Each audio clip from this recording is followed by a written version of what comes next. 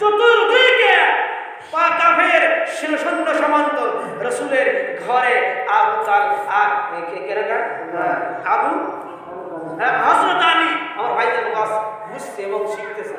আর হযরত আলী রাদিয়াল্লাহু তাআলা শুয়ে পড়লেন, হত্যা করা হবে না, হত্যা করা হবে না, এটা তো খরচ ছিল আলী রাসূলের যে আমি জানি আমি রাসূলকে ভালোবাসি, আমি শুয়ে পড়ব।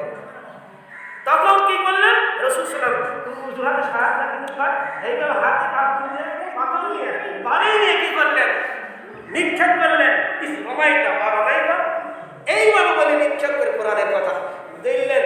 সেই বালুগুলো সহি পৌঁছে দিলে কেডা পৌঁছে দিল মহাব্বতে, রাসূলের মহাব্বতে, রাসূলের মহাব্বত যদি না করেন সাফায়ত কোশ্চিন কালো হবে না।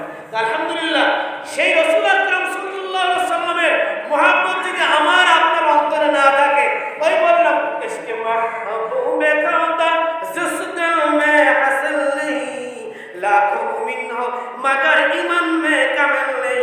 তুমি যদি রাসূলের প্রেম ভালোবাসা এই অন্তরে না থাকে, আপনি লাখো মুমিন হও মাগার ঈমান মে কামেল নেই, কামেল মুমিন হইতে পারবে না।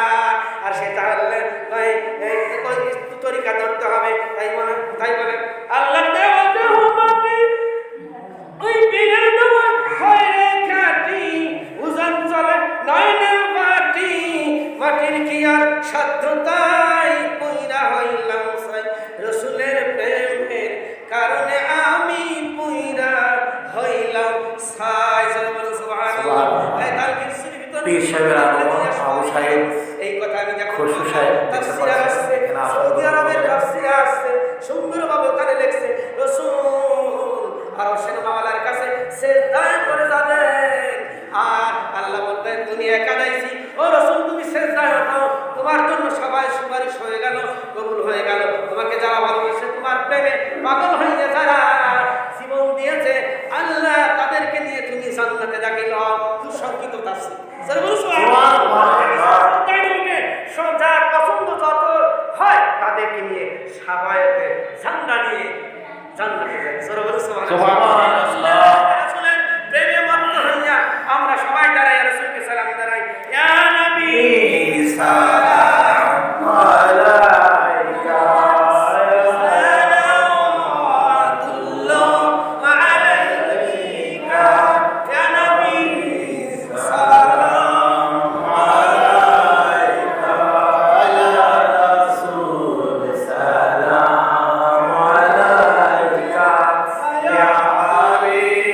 Sa